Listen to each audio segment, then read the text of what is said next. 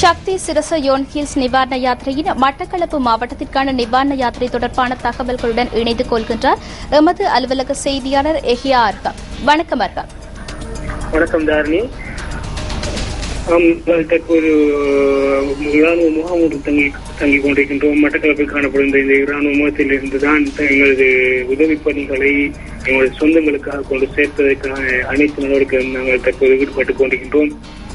இயற்கை அனர்த்தத்தினால் பாதிக்கப்பட்ட மக்களுக்காக சிரச சக்தி ஜோன் ஸ்கீல் நிறுவனம் இணைந்து நடத்தும் இந்த உதவி பணிகளுக்கு நாம் பல சிரமங்களுக்கு மத்தியில் இங்கு வந்து சேர்ந்திருக்கிறோம்.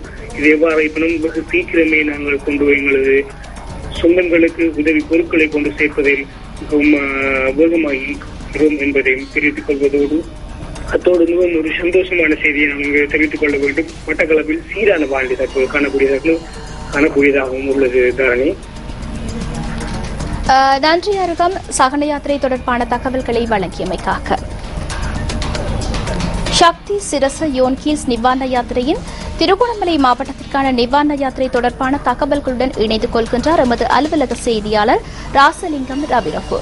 வணக்கம் ரவிரகு. வணக்கம் தாரணி. பாதிக்கப்பட்டுள்ள மக்களுக்கு நிவாரணங்களை வழங்கும் முகமாக வரையறுக்கப்பட்ட கேப்டன் மகாராஜா நிறுவனத்தினால் ஏற்பாடு செய்யப்பட்டுள்ள சக்தி சிரச ஜான் கீல்ஸ் நிவாரண யாத்திரை தற்போது நாங்கள் திருகோணமலை நோக்கி பயணித்துக் கொண்டிருக்கின்றோம். தற்போது திருகோணமலை தம்பலகமம் பகுதியில் பாதிக்கப்பட்டுள்ள மக்களுக்கு நிவாரண பொதிகளை வழங்குவதற்கு நாங்கள் சென்று கொண்டிருக்கின்றோம்.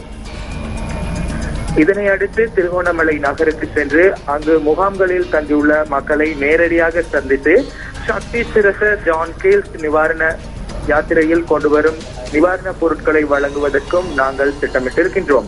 தொடர்ந்தும் இது தொடர்பான தகவல்களை உங்களுக்கு வழங்குவதற்கு நாங்கள் தயாராக இருக்கின்றோம். தொடர்ந்தும் நியூஸ் ஃபர்ஸ்டுடன் இணைந்திருங்கள்.